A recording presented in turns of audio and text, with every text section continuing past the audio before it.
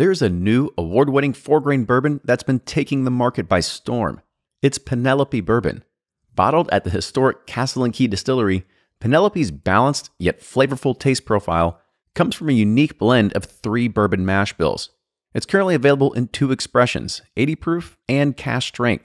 It fits your mood whether you're sipping neat or in a cocktail. Penelope is available in select markets as well as online at penelopebourbon.com. All right. Let's talk bourbon societies. let's do a showdown. All right. It sounds so ominous.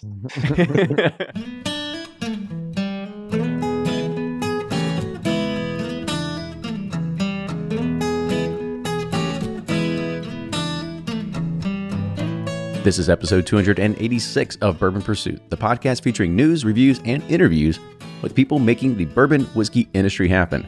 And I hope you had a great Christmas as we start leading in the new year. So before we start talking about today's podcast with Bourbon Societies, here's your weekly bourbon news roundup. Master Distiller Emeritus Willie Pratt of Michter's passed away on December 27th. He was born in 1942 to a schoolteacher mother and a coal miner father living in the town of Hazard in eastern Kentucky. Willie set out to seek employment in Louisville at the age of 20, where he joined Brown-Forman, which paid for his education as he attended evening classes, and he earned his degree from the University of Louisville. Willie worked for over 4 decades in a variety of positions at Brown-Forman, where he served for a period of years on the company's committee, studying distillation, cooperage, and aging conditions. At the age of 65, Willie retired from Brown-Forman, but his passion for bourbon, it led him back to work. And in 2007, Willie joined Michter's as its master distiller, where he oversaw Michter's production until he took a reduced schedule and was succeeded later by master distiller Pam Heilman. Our condolences to the Pratt and the Michter's family. The TTB is adding new standards for fill of distilled spirits. So in addition to the standard 750 mLs and the 1.75 liters that we're accustomed to seeing, we will also now start seeing 700 mLs, which is actually a standard in Europe. In addition to even more, there's going to be a 720 ml, a 900 milliliter, and a larger 1.8 liter bottling that is now being approved. After years of uncertainty, the U.S. Congress voted to finally pass into law the long-awaited Craft Beverage Modernization and Tax Reform Act, making permanent the reduction in the federal excise tax rate that is paid by distillers. This measure was included as a last-minute amendment to the much larger $2.3 trillion spending bill that will fund the U.S. government through 2021, which notably also includes a major $900 billion COVID stimulus package. The Craft Beverage Modernization and Tax Reform Act originally became law in January 1st of 2018 as a 2-year tax break for spirits producers, lowering the federal excise tax rate from $13.50 to only $2.70 per proof gallon, but only on the first 100,000 gallons. This measure was then granted a 1-year extension at the end of 2019, but there is now a permanent and fixed solution going forward which helps all craft distillers across the U.S. Now moving on to bourbon release news. Well, actually there's not really a whole lot of bourbon release news except really from us. We have Pursuit Series barrels now available on Sealbox. It looks like they did some inventory and found some extra bottles as well. There are less than 6 bottles left from each of these barrels, episode 19, 28, and 29. We have also released our barrels within collaboration with Starlight Distillery. So episode 35 is a short barrel of straight bourbon with less than, 7 or 8 bottles left at this exact moment. And episode 36 is a bourbon finished in a Applejack brandy cask, which is super unique and very, very different. We're excited that we could partner with Starlight to bring these barrels to you. And last is episode 34, which is a sourced Tennessee bourbon that is not coming from Tullahoma. And it's about as dark as George T. Stagg. Seriously, you're going to be blown away by it. All of these barrels are available right now on Sealbox.com, and they can be shipped right to your door, so don't miss out. And besides barrel picks, societies are the next big trend. But here's the thing, they all do something different that makes them unique. And in this episode, we're joined by representatives from the Dallas Bourbon Club, the Bourbon Society of Greater Cincinnati, and KOBBE, which stands for Kentucky's original Black Bourbon Enthusiasts. We get a deeper understanding of how each society operates from a social, educational, and philanthropic perspective. So if you're looking to start a society or maybe just grow your own, here's a chance to listen to see how these fellas do it. And did you know that you can get great barrel bourbon offerings product shipped right to your door? Just go to barrelbourbon.com and go shopping with all that Christmas money you just received. Enjoy today's episode. Here's Fred Minnick with Above the Char. Happy New Year, and we'll see you all in 2021. I'm Fred Minnick, and this is Above the Char. The other day, a friend sent me a forum post about me. Now, this happens quite a bit. You know, people will be talking about something I wrote or something I've said, and they'll tag me in social media. That's great. I love that. Even when they're making fun of me, I get a chuckle out of that sometimes. This was in straightbourbon.com. And I always tell people how important straightbourbon.com is. It is one of the most important entities in the comeback of bourbon. Before there were internet chat rooms, and before there was Facebook and Instagram, and we had whiskey tubers and we had podcasts, straightbourbon.com existed for people like us. It is the OG whiskey forum. It is where you went for asking questions about old bottles of Stitzel Weller. It's where you went when you heard Harlan Wheatley talk at a group, and you went in there and you quoted it and talked about it. And that's where like people like me, Michael Veach, Chuck Cowdery, Clay Risen, Reed Mittenbuehler, that's where we would go and huddle and, talk to people. And it's really to me never gotten enough credit for what it has done for bourbon. And although I talked about it in my book, Bourbon, the Rise, Fall, and Rebirth of American Whiskey, I felt like you should know. And if you haven't joined, if you haven't been to straightbourbon.com, head on over there because you're about to be schooled by some OG bourbon lovers. And I'll tell you what, their stuff is straight facts. And that's this week's Above the Char. Hey, if you have an idea for a cool 2021 starter for Above the Char, hit me up on Twitter, Instagram, or Facebook. Just search for my name, Fred Minnick. Until next week, cheers. Welcome back to an episode of Bourbon Pursuit, the official podcast of bourbon. Kenny and Ryan here tonight, going live virtually, something like that. But this is going to be kind of a follow-up episode to one that we had done previously that was called Bourbon Society Showdown, where we had guests, members, people who led bourbon societies to kind of talk about their groups and kind of what makes them unique and what makes them different, and how do they try to go and attract new members, and kind of how do they keep things alive. And Ryan, as we all know, bourbon society is like, that's the cornerstone of bourbon right now. That's what's keeping it alive. Yeah, and I guess Dallas Bourbon Club must have won the Showdown. The other two's died, and they made it through to this Showdown 2. No, that was a fun episode, and we thought it was so good. We thought we'd do it again because there's so many different societies across the country, and they do it different ways. And it was really interesting episode, and we thought it'd be good to do it again. Yeah, that's very true. I mean, it's when we talk about these, we not only look at just how the group's different, but we look at it from a geography perspective as well. And we know that the types of people that are getting into these societies or people that are looking for them, it might be different in the Dallas area versus it is in the Louisville or the Cincinnati area. So it'll be kind of interesting to kind of see exactly, how these things are progressing as well. So, yep. You ready to get on the show? Let's do it. Do it. All right. So let's go ahead. We'll start with Pete. So Pete Schmidt from Dallas Bourbon Club. I'll let you go ahead, introduce yourself. Of course, I already said where you're from, but our fun random icebreaker tonight is, what is Pete's the weirdest from food? Houston, from doing Dallas Bourbon Club. No, I'm kidding. And then our random icebreaker tonight is, what's the weirdest food you've ever eaten? Okay, so thank you for having me back. I am sitting in Dallas, not Houston, that second-rate city, but the weirdest That was my bad. The weirdest food that I've ever eaten was on a trip to China. I had a pickled duck's tongue, and I don't recommend it. What did it taste like?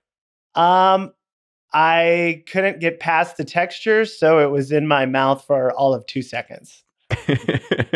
What kind of texture is it? Like a jelly, or is it like a paste? It was jelly, and it was jelly of the jelly. It was awful.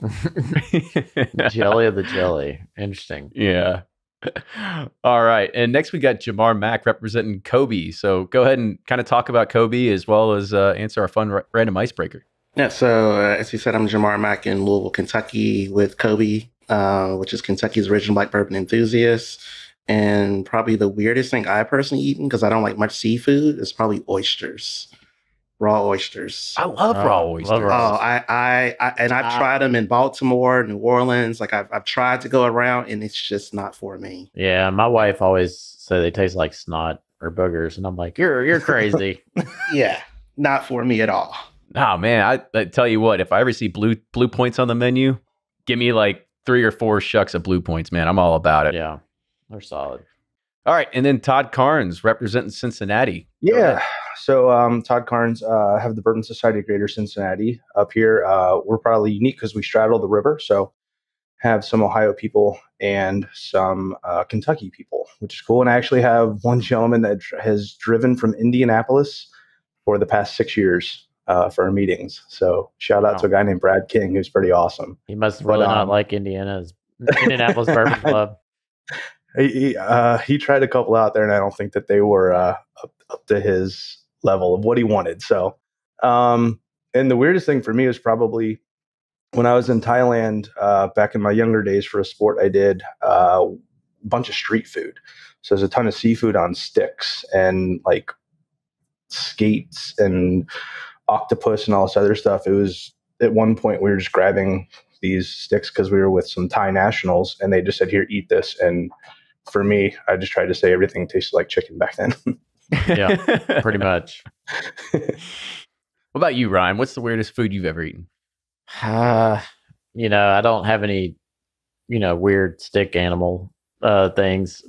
I mean, it's not weird to me, but people might think it's weird, like frog legs, or I've had cow tongue, like soup, or turtle, rabbit, pheasant. I don't know, but I haven't had like scorpion or anything crazy or whatever Pete had. What'd you have, Pete? A pickled duck's tongue. Yeah, I've never had pickled that. What's a turtle taste like? Like chicken. It's in a soup, so it's like whatever the soup tastes like. I have had fried squirrel, which is not the best, but very gamey. It's Bardstown at its finest, So I was going to say, where are you from? Freshly shot from the sticks. Mm-hmm. Yeah.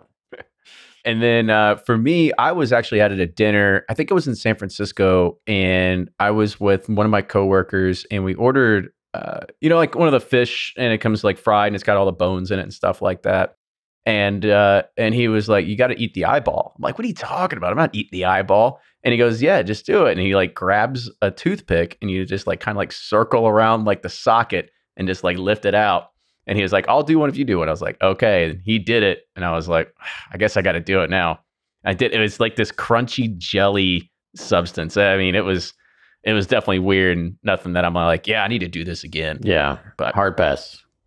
So Jamar and Todd, you're both in, like kind of like this Louisville, Cincinnati region. So you have a pretty good area of people to kind of pick and choose from. So Todd, I'll kind of start with you first because, Cincinnati is actually, it's much bigger than Louisville in that regard. So kind of talk about what you're doing to sit there and try to reach new members and find new people. Yeah, definitely. So maybe just a quick high level background. It started as an online Facebook group, and a couple guys that had been going to the Louisville Society a long time ago in 2013 saw what I was doing, and we put our heads together and started having formal meetings with guest speakers. And at the time in Cincinnati, there was a bourbon bar called Old Kentucky Bourbon Bar, and it was bringing people together, but there was a missing gap. So that's kind of why I started the group. And it just ran with word of mouth. I've been fortunate to be in Bourbon Plus for an article and a couple other local type things, but everything for me has been word of mouth, just because I think that that's the most organic experience to bring people together. Is you're going to trust somebody that if they say, "Hey, this group's awesome, you want to be here," versus an advertisement. So we actually just moved away. We were meeting in New Riff. We were the only group, as far as I know, inside of a distillery at what point, and that really brought us a lot of new members. But now we're over in Fort Thomas, and what's cool is that city, that small city, it's a community where everybody knows everybody, and we're starting to bring in the locals, I guess you could say, which is really, really fun. But it's a Facebook group. I got over 7,000 people-ish on our group. That's become a kind of the de facto chat for bourbon in the Cincinnati, Dayton areas. And it's really just exposing people to the fact that we have a group that actually meets in person. It's not just a Facebook platform just to show the Weller Reserve that you picked up at Jungle Gym that day. So, so Jamar, I guess another way to kind of look at this as well is, since you're in the Louisville area, we do have a pretty good concentration of bourbon drinkers here. I was reading a report from Drizzly that talked about how bourbon is still on a huge rise, and it said that like Louisville and Lexington is still one of the biggest markets for bourbon ordering through Drizzly and stuff like that. But, I also want you to kind of talk about your group and really what makes you all different and how you are trying to attract new members, because you're a little bit different, right? I mean, it's a Black Bourbon Enthusiast Society. So kind of talk about that aspect into it too. So I would think the biggest thing is that we actually try to function more as a social club than what would be a traditional bourbon club. So we've always said that we would have come together under any circumstance, but we just happen to be coming around with bourbon. So right now, as far as like our membership itself, there really is no recruitment. It's actually by invitation only. And the reason why is that when we first started membership, we opened up to everyone. Anyone could join. And what we realized is that we only had a very small group of members who were actually participating in events. And then you would have members who would only show up for maybe the Willett tip or, the Michter's distillery visit. But then you had the other members who were constantly participating. So starting this year, we went to a format of participation. So we didn't know COVID was going to happen, but we require you to attend 6 meetings or 6 events. And then you have to give so many service hours per year to the group, which is when we go volunteer. That's interesting. So like, kind of talk about that. I like the idea of, because I mean, you and Todd are like, it's very, very different because, having that online community, it's like, yeah, let's come in, like, let's just try to gather members versus being very specific in either who you're inviting or, how we can make sure that people are continually staying engaged. I think for like us, once I started KOBBE, and because for the first year, we only did events. So when we opened up membership, our first maybe 20 members, only maybe half of them were actually from Louisville. Our first member actually drove from E-Town, purchased 2 memberships, and drove back. So we realized that really our reach was much farther than just Louisville, Kentucky. We have members in Maryland, we have members in Texas. So we really tried to go after members who fit with our motto, which is come for the bourbon, stay for the community. So so it's like, do you fit more with the group more than you do just wanting to pick up bourbon? Yeah, it's a good motto. Pete, do you have a motto down there in Dallas? F the Redskins. No, it's our club's motto is bourbon, networking, and charity. And that kind of outlines everything that we try to do. It's a group of people united by a love of American whiskey, a desire to network in and around Dallas-Fort Worth, and give back to the charity when we can. So kind of talk about how you all are trying to reach new people. Is it through online communities? Is it through word of mouth? Like what's the big driver to try to, and are you always, and I guess that's a question for all of you, like, is there a ceiling? Is there a cap that you're going for? Or is there just like, hey, we need to keep this, like, as Jamar kind of said, people that are going to want to take this a little bit seriously and be involved and kind of create a more of a, I guess you could say a tighter knit group? Yeah. So I think the best thing that we ever did was register the website Dallas Bourbon Club. You get a lot, it's a city of transplants these days, and you have a lot of people coming in and they don't know anybody. So Google has been a huge driver to our website. From there, they fill out a form. And our rule, it's a lot like Jamar's. We want to meet you first because we really have a no asshole rule. We want to meet somebody. Yes. Who's Wait a gonna? minute. I'm in the Dallas Bourbon Club. We want to meet somebody who's not just gonna come in, grab 1 or 2 of our picks, and then we never see him again. We want somebody who's going to, be part of that networking, help us pull off an event, help the logistics of a barrel pick and the charity things as well. So I think there's a lot of commonality between us and how Jamar's group's looking at membership. I do love the mandatory service hours. I like that. It reminds me of school because I grew up, doing Catholic school, and they'd be like, you got to do these service hours, you don't pass. But I like that for Bourbon Club because it's all about charity. I mean, that's what bourbon clubs are for. You can get together and raise some money for some good causes. It was either going to be service hours for that or service hours because you got sent to juvie. It was one or the other. Right. One or the other, yeah. But I will say, I think what the big thing with Louisville is that there were already so many clubs in Louisville. So it was like at the time when I was thinking of KOBBE, it was like, what are we going to do to not stand out from a peacock, but like, why would you want to give me your money to join my club? So that was kind of how I looked at it from the beginning, is how can we structure this to be different, but in a good way? And then once, most of you guys know, like once the distilleries kind of buy into what you're doing, then that really will kind of dictate how your club will go, because are you going to do barrel picks? Are you going to do more tastings? So that was kind of what KOBBE's mission was from the beginning. Kind of talk a little bit more about some of like the events that KOBBE's had and put on, and whether it's, you hustling to try to get sponsorships from distilleries, or if you're like, hey, we don't really need them. It's nice to have them because, maybe they bring some free whiskey for us, but kind of talk about like how you are putting on some of these events. I mean, our first year, the very first event we ever did was called Books and Bourbon. And we did it at Meta, which is like a local cocktail bar. So what we did was we collected books for a program called Books and Barbershops. And then at the event itself, if you came, you could learn about like an old fashioned, you could learn about a Manhattan. So we tried to have like adult books while collecting children's books. So we've always tried to have some kind of like common, what made sense to get together, but how could we also like include a charity? So we've done like digital detoxes over the summer where we would come, encourage you to lock up your phone. We would collect summer toys, but then we would have adults basically crocheting, doing like cheese tastings, like things that make sense for adults, but could be relatable to a child on that level. Kenny would be out. There's no way you could lock his phone from him. I've checked it 42 times since we've been sitting here.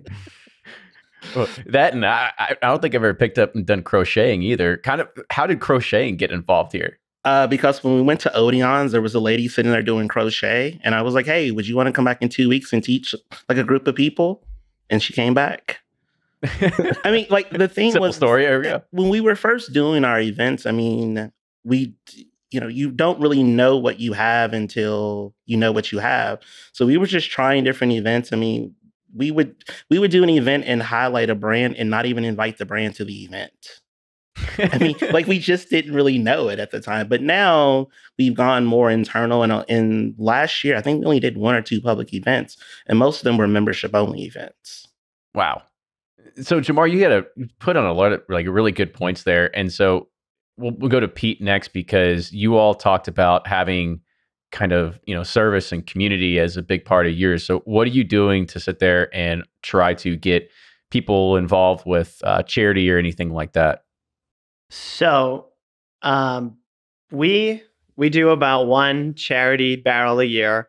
Well, we'll get a barrel pick and mark it up. And, what we mark it up, we make sure to pay back our store. And then what we make in profit goes to a charity. And this year, we were able to raise $30,000 for the North Texas Food Bank. And it's a hell of a barrel pick. Well, one of these will do it. Oh, E.H. Taylor pick, huh? Yeah. That'll have everybody chirping to buy a bottle of wool in it. Yeah, we all get one because we're on the video, right? Yeah.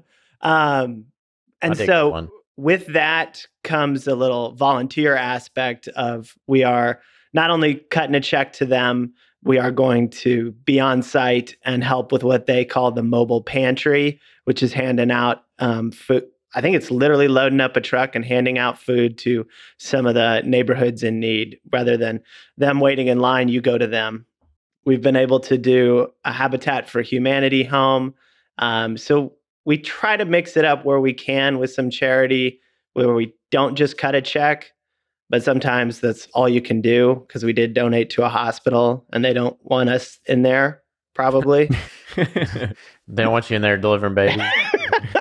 Yeah, exactly. So we like to find a cause where we can put a little bit of manpower behind it, but sometimes cutting a check and letting the experts do their thing is the best thing.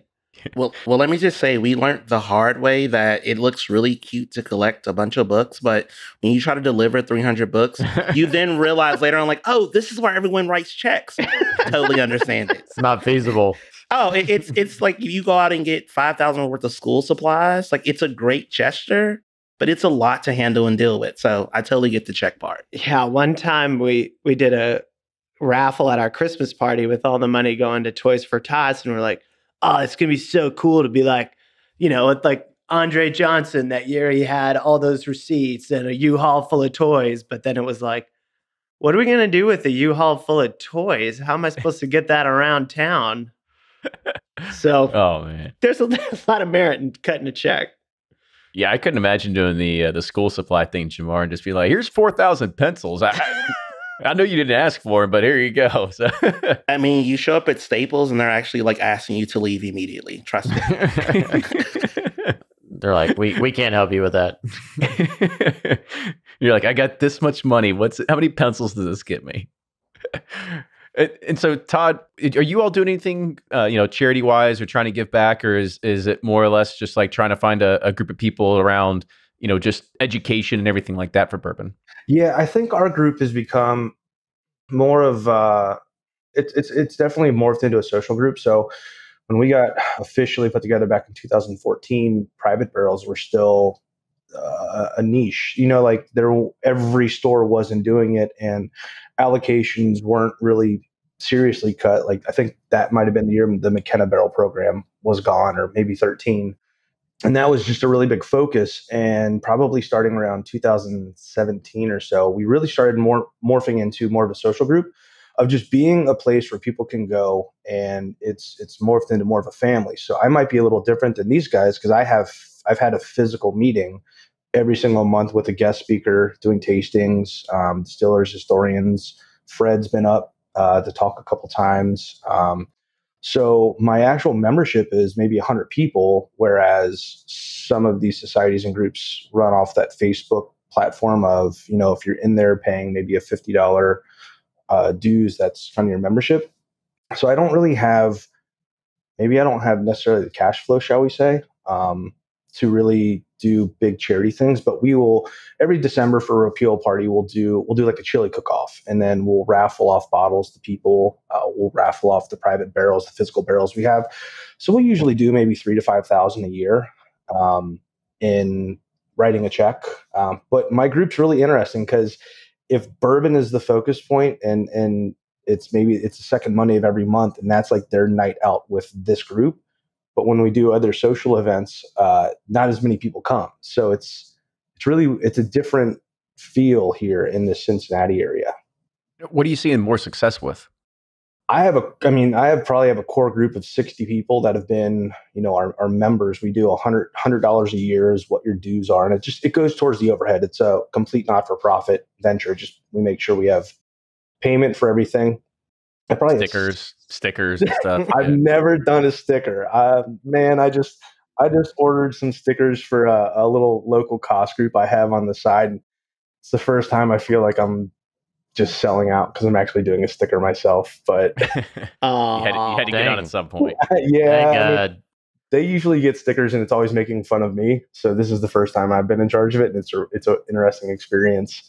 But yeah, I got probably 60 people that have been here for the past almost 6 years, and it's a family. So if the feeling that I have is if our group was as low as 30 people, that's fine. If we get up to 250 and 300, like the Louisville group, those guys are huge, but we're pure word of mouth. We're organic. And if I only ever get to 100, 125 people in person, and I'm happy with that because it's quality over quantity, if that makes sense, at least for me, for my approach on this. Yeah, absolutely. And Yeah. so it sounds like you definitely take a cornerstone is definitely like the education portion of it, having Fred and having distillers and stuff like that around. Pete, I know you all try to do stuff like that too. I believe Ryan has been to a Dallas Bourbon Club meeting. we're getting ripped off, Dallas Bourbon Club.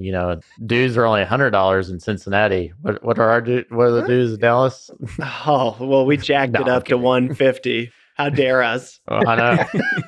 Breaking me over here.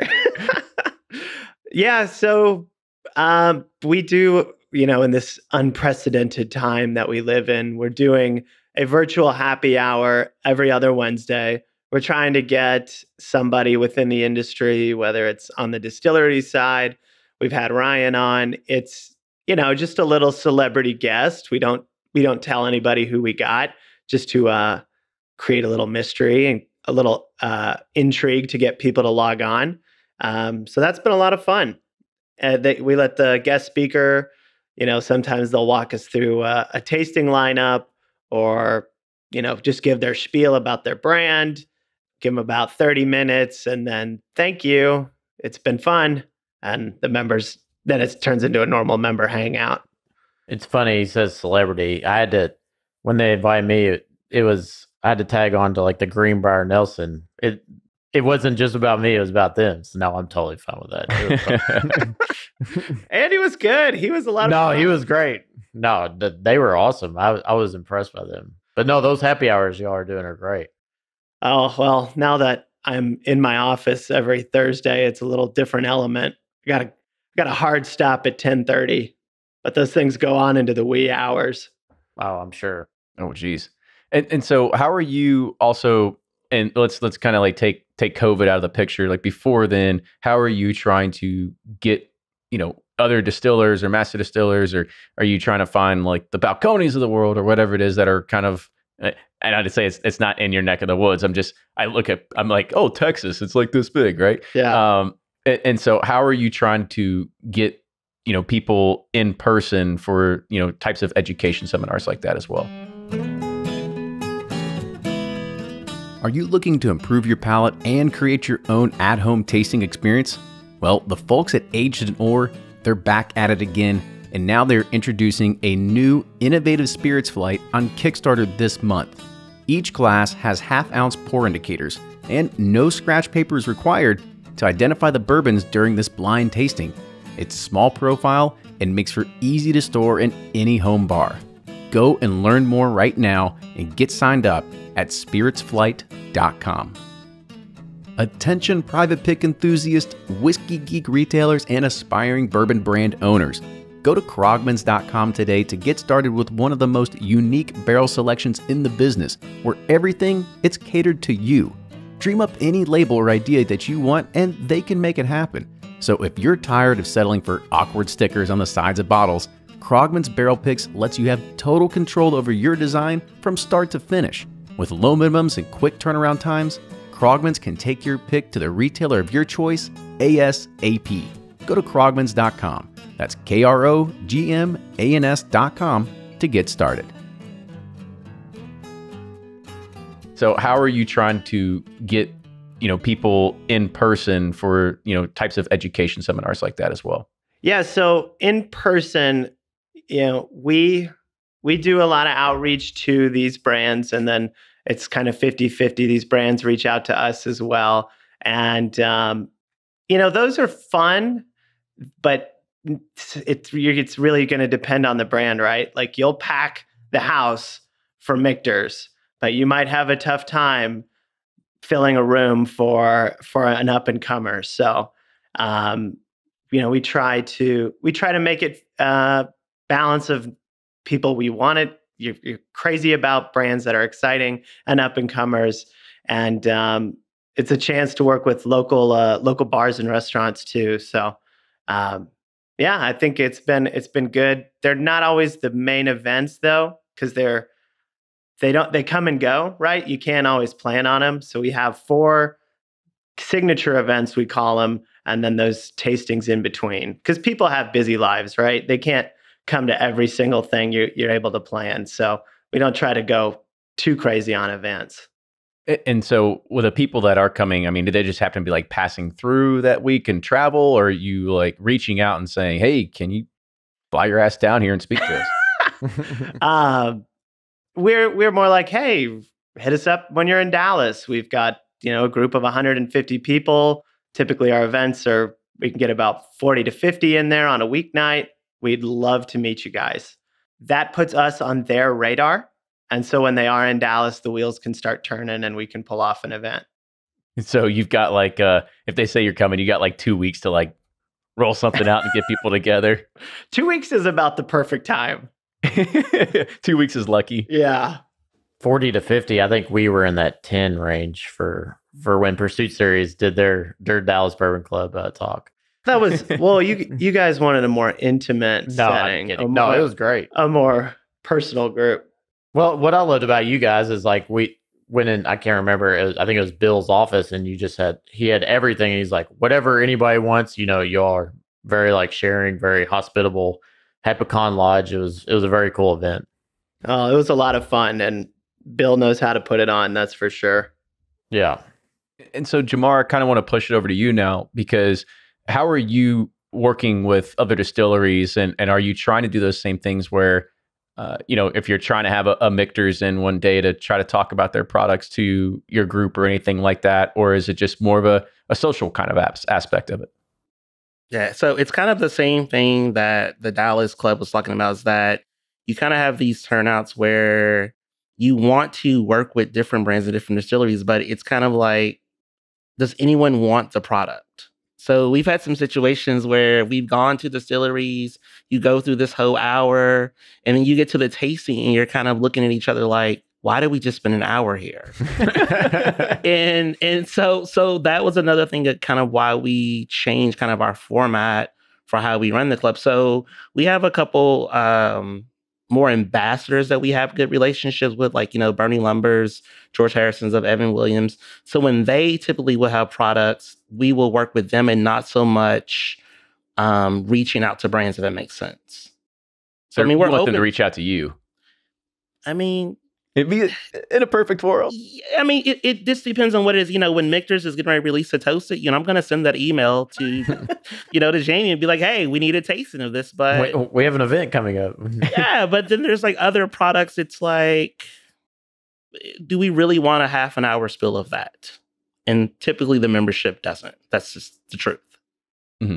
Yeah, I mean, I can understand it. And I think it's twofold because anybody that is inside of KOBBE, and if they're going there for more of a social aspect and try to be with other like-minded individuals like yourself, yeah, you get some of that, more of that camaraderie, more of that like kind of fraternal feeling. And it's not to say that they can't also go and look at the Louisville Bourbon Society or whatever, and go and try to do that once a month kind of thing to go and, keep education, kind of have keep face with, somebody that is inside the industry and stuff like that too. Jamal, I got a question for you. How many women do you guys have in your group? Because I'm just curious on that, because I think that's like a piece that I'm always focused on. And obviously, if you're a black bourbon group, like that's your focus, your niche, your demographic, I'm really curious about that, because it's changing up here in Cincinnati some, but I don't get a ton of exposure to other groups. So sorry, Kenny. No, it's okay. All right. Great question. So we are much like you. We have less than 50 members. So we don't necessarily focus so much on the aspect of African Americans and people of color being in. What we try to say is that, yeah, the thing, we started this in 2017. I mean, this is Trayvon Martin. This is Sandra Bland. I mean, there was a lot going on in the world that not necessarily that we were not paying attention to it, but it was becoming a lot more. You were seeing a lot more of it. So we wanted to put together more of a safe space. And anyone that joins, you have white male members, white females. All we want you to do is come and be part of what our mission is. So, and it's much like we don't want people joining because it's a niche. We don't want the member who wants to join the Black Club just because they want to be in the Black Club. I mean, of course, we're going to see race, but we are truly focused on, will you come to the club and help us build what our mission is? There you go. Everybody can apply. Yeah. I mean, oh, absolutely. I mean, the more members, the better, but it's much in the sense of you get so big, then it's like, what can you really offer 200 members? What can you offer 300 members? So yeah, absolutely. Yeah, I mean, it kind of goes like, even bourbon women themselves, like they've said that, oh yeah, we recruit men as well into their organization. Yeah. Now, Pete, you all have some women in the Dallas Bourbon Club, right? Yeah, we do. I think it's about a half dozen. So it's a growing number, but still it's pretty male dominated. And Todd, I guess that kind of goes back to you. I mean, what are you seeing in your part of the world over there? Because we all know that more females are getting into bourbon, and we want to try to make more inclusive environments for everybody. Right. So yeah, kind of talk about that. So I might be in just a really cool, unique position. So my wife works in the industry. My wife works for MGP. She is known as the Remus girl. So she does that Remus portfolio. So that MGP branded that, we all think of the contract giant. She's basically a part of a startup. So it's really cool to have that in our household. And she's the better half as it is. But Molly Wellman is another well-known name that's here in Cincinnati that has pioneered, whether it's cocktails, bourbon, getting more women into the spirit category. But I think we're sitting at maybe 95 of our annual members right now. I got to be at least 25 to 30 women. And they keep bringing friends because it's an experience. And I always go back to this where it's that family feel, but nobody feels out of place in our group, which is really cool. I think our youngest is 21, our oldest is in their 80s, and people that have been drinking whiskey longer than I've been alive. So a really cool demographic to be around. But we have a couple female groups here in Cincinnati. The Bourbon Women have a chapter. There's a 51% chapter. So it's really cool that, at least in this market, we definitely have that push of the ladies groups, and they're awesome, like awesome groups. Yeah, that's really cool. Yeah, I mean, you kind of want to get away from an old boys club all the time, and you definitely want to, as I mentioned, kind of be more inclusive as much as possible. So I guess the next logical thing we go to and trying to figure out exactly, I mean, we do it ourselves as a part of the Patreon community. We always look at what brings people together. It's the whiskey, and what even brings people more together, it's barrel picks. So kind of talk about, we'll start with Pete. People off. Yeah, right. That's what we're going to start with, because I think that's the good hot topic. Because, Pete, you were able to kind of snag yourself an E.H. Taylor single barrel, and those are few and far between. So I guess kind of talk about who'd you have to, really like grease their palm to make that happen, and then grease their palm. But then the other side of this is, when you are going through a liquor store, and whether you're taking their allocation, how do you position that store and say, hey, why don't you give us all your barrel picks? Like kind of talk about that. Yeah. It's free business. Right? Well, I guess we'll start with the second question. We started a relationship with a liquor store on the east side of Dallas called Lakewood Medallion.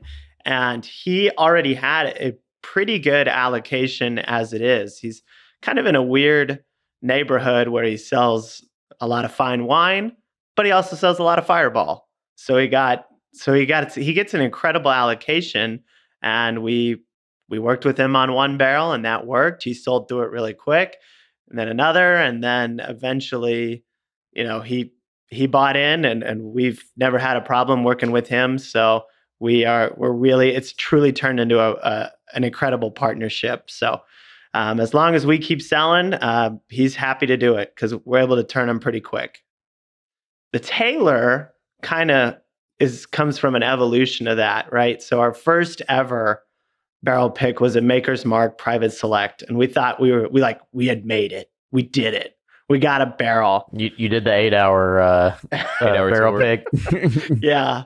Well, did the 8-hour barrel pick in the cave, and we turned around and sold and generated $5,000 for the Dallas Fallen Officer Foundation.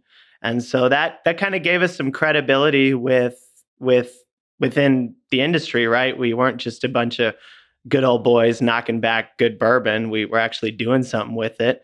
And we used that momentum to get a Blanton's barrel and did $10,000 to a local hospital for that.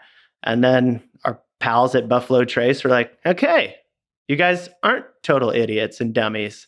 And we were so fortunate to get this one, and it's been phenomenal. With what we've been able to do with it, and certainly in the time what's going on around the country. Do you think a recipe for success there that people could try to copy is to say, yeah, we're just going to donate X amount on top of each bottle, and hopefully Buffalo Trace recognizes this and says like, well, definitely listening. Yeah, networking always helps, right? And just the things happen when you know people and you have a face-to-face relationship. So I'll start there, and then I'll say, yeah, everybody loves a good story. Everybody loves that charity aspect of it. So, you know, you got to find the balance, right? You can't charge your member $300 for a bottle and take that premium and sell it to charity, but you can do a lot with just, a $50 margin over an entire barrel. oh yeah, for sure. And not only, I think it's a very noble thing, and it's a very easy thing to do, especially with something that has an attraction, whether it's E.H. Taylor or even Four Roses or Willet Picks or anything like that. People are more than happy to pay over retail for that stuff and know that you can be able to take a lot of the money that is collected and put it towards a good cause. So I think it's an easy approach to make that happen. And make sure you have a CPA in your club. That helps too. Yeah, we try to. That's always the weirdest thing is like, how does this money funnel into my bank account and back out, and it doesn't look like I'm like laundering money here. Oh man, it's like, guys, no liquor mention at all in the donation. All right. No comment. No every comment. email, like in bold letters. It's like, how many times we have to tell you all this? And they, there's always All right, somebody that like sent that. Said for the bourbon. Yeah. But Kenny, dude, that's when you were here in Cincinnati for that event we did. God, I can't even think of the name of it now. The Edge. Bourbon on the Banks. Yeah, Kentucky's Edge. That's right. Yeah, we talked about that where, that's a frustration I have, and I have no problem being the asshole to say this. Like, it frustrates me that you almost now have a requirement of a charity bump just to get access. I think the charity piece is great. Don't get me wrong on that, but it's frustrating where I feel bad charging people $100 for a single barrel Four Roses versus the whatever cost is. And maybe that's because 5 years ago we had 5 outlets for private barrels, and now in this little region I'm in, there's like 25. So it's slim pickings here. It's so incredibly hard to get access. And if a barrel comes in, if you're not at the liquor store that day and they send their email out, you're not getting it. It's gone within an hour. Yeah, I think you do bring a good perspective because, especially with Jamar too. I mean, being concentrated in Louisville and Cincinnati, there is a large people that are consumers. There's other spin-off groups, other small little societies, and maybe they've got 25 to 50 members. Maybe they don't have a charitable donation side. Maybe they don't have an education side, and it's just literally just a barrel picking group. And so they try to team up with a store and try to just suck everything that they can into it. And so there is competition. There's local competition that you gotta worry about. I can't even get into stores anymore. That's kind of the crazy thing where my partnership is now with bars that have a package license that we can legally purchase from, right? And they're not going to go through 200 bottles or 160 bottles of a full proof.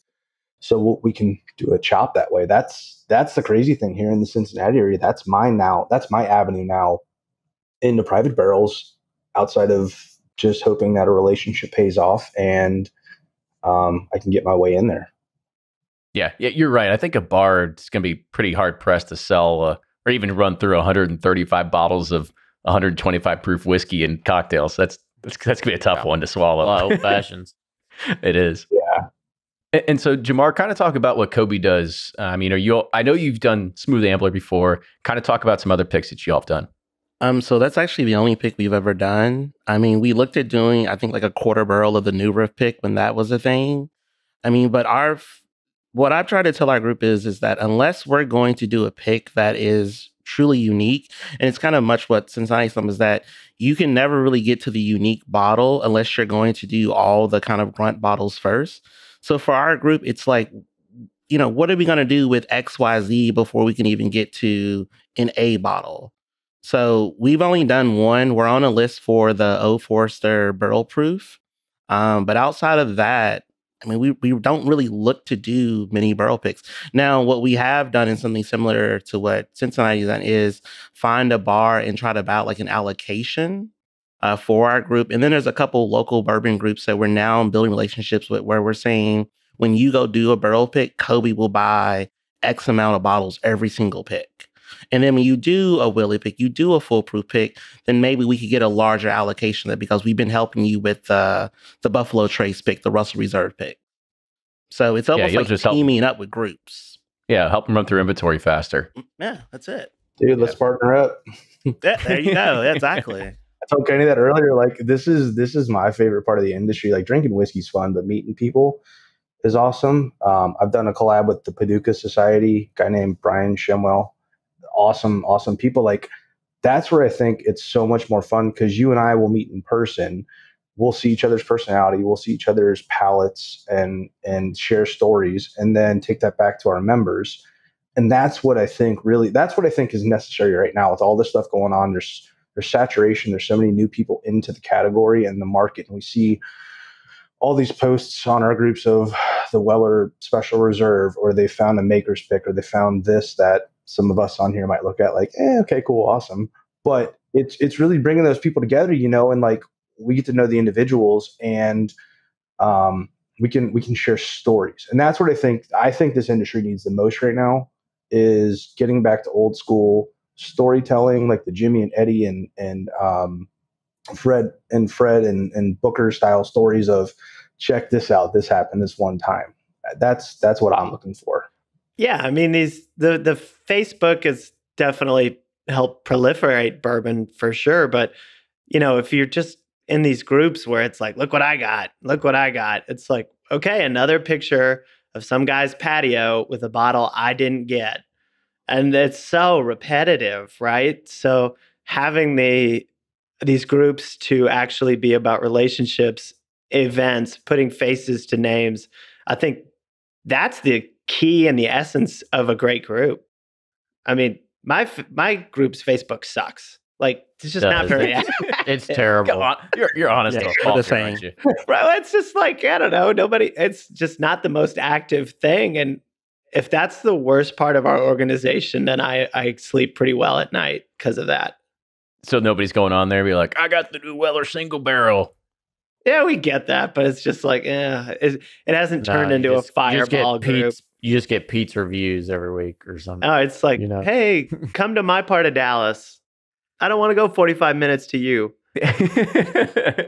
That's true. But I totally agree. That's what's most fun about our barrel picks is just that, the whiskey's great, but meeting everybody in person, finding out their story, their background, like you're meeting so many different people from different regions of the country or, different backgrounds. That's what I most enjoy about this hobby is the people, and barrel picks can do that for you as well. And I believe, as we'll kind of start wrapping up here, because we start looking at even what bourbon societies are doing and what your all's groups are doing is you're trying to find like-minded individuals to kind of share and be a part of something bigger than just, your home bar, right? You want to be able to take the opportunity, share it with, new friends, other enthusiasts, because we all know that you've got friends that come over that aren't enthusiasts and they're like, oh, I want to try your pappy. And you're like, damn it. Like, no, don't. Why? Just because you know the name, so it's definitely one of those things where it's good to, start kind of creating this sort of like fraternal atmosphere where people can really have an opportunity to kind of create new friendships and new bonds with other people as well. And especially in Dallas, you can find somebody hopefully in your neighborhood, so you're not have to drive 45 minutes everywhere to. Yeah, Dallas is big. You got to drive 45 minutes to work. I mean, luckily there's podcasts like Bourbon Pursuit to get you through it. And that's why we like you, Pete. But I think like podcasts like this and collaborations like this are what's going to keep the bourbon groups and the bourbon category going. But my selfish hope is that the distilleries see that we're kind of the foundation of keeping the momentum on this, because at some point rum's going to come into play. Armagnac might come into play. Gin might get a reemergence, right? And if all these people that are either bottle chasing or they're chasing the trends leave, and we have all this production. God, I hope this happens, that we start seeing age-stated bourbon back on the shelves for, like when Fred blew the Henry McKenna because of the San Francisco medal. That was my biggest gripe against him. But like, I want to see the fact that distilleries recognize that we on this group right now, the people in the chat, we're the ones that are keeping the momentum going on this. And I want us to be able to have access to the private barrel picks, because we were doing it before it was popular. We're still doing it and buying their shelf labels. So just keep us on your mind when this category starts to dip a little bit. Yeah. And I'll throw out my prediction that we are now sub 6 years, maybe 4 years away until we actually start seeing a lot of stuff that's on the market, because you've got great distilleries like New Riff and Finger Lakes and people like that have a very good 4-year profile, and they're holding barrels back to actually release even older age-stated stuff. And then you've got even other craft distillers that are starting to come up the market. And then you've got, you've got everybody in the big boys industry here that are putting down more and more and more and more barrels every single day. So here in like 2 to 3 years, you're just going to have a plethora of options of like really good stuff, I think. And it's going to be fantastic. I've said the days of Weller being at pharmacies is like 5 years away. Oh yeah. Yeah. I used to get my Weller 12s at Rite Aid. Yeah. That was my thing. All right. So let's go ahead. We'll start closing out. So I want to give you all each one more opportunity to, again, kind of tell people, how they can find out more about your club or society and everything like that, how they can join it and everything like that. So Jamar, I'll let you go first. So our website is 502KOBBE.com. We only open up membership twice a year, September and February. Visit the website for information, and I really appreciate everyone's time and listening. Absolutely. And then we'll let Pete go here. All right. Well, thanks for having me again, gentlemen. We are the Dallas Bourbon Club, DallasBourbonClub.com. Fill out the questionnaire, and we'll get right back to you. What's the questionnaire? What's on the questionnaire? What's your name? What's your email address? And what's your favorite bourbon? Why do you want to join? I would fail. These are 4 nice loaded questions. If it helps that's selection. Easy to get in there. All right, Todd, I'll let you wrap it up for us. Thanks, guys. So Bourbon Society of Greater Cincinnati. I do keep our group, try to keep it local, but my email is todd@cincybourbon.com. And my website is not put together, so it's ironic I have an email for a website I still haven't built. But if you're in the greater Cincinnati area coming through, please contact me. And I want to make sure you check out our bars, our restaurants, and obviously our group if we can do it. Fantastic. Well, gentlemen, I want to say thank you again for coming on tonight. It was just great to hear again how everybody's doing something a little bit differently. I think, Jamar and Pete and Todd, you all bring great aspects of just what your clubs and what your groups are doing to kind of create, again, more of a bond within inside its members, and also share education, and have fun with whiskey at the end of the day. That's what it's all about. So make sure you follow Bourbon Pursuit on all the socials as well. And if you like the show, you want to help support us, patreon.com/Bourbon Pursuit. And if you were a Patreon member, you could actually join and caught this episode going live as it went through, and also got to see some of the outtakes as people were dropping in and out. So, AKA me. Yeah.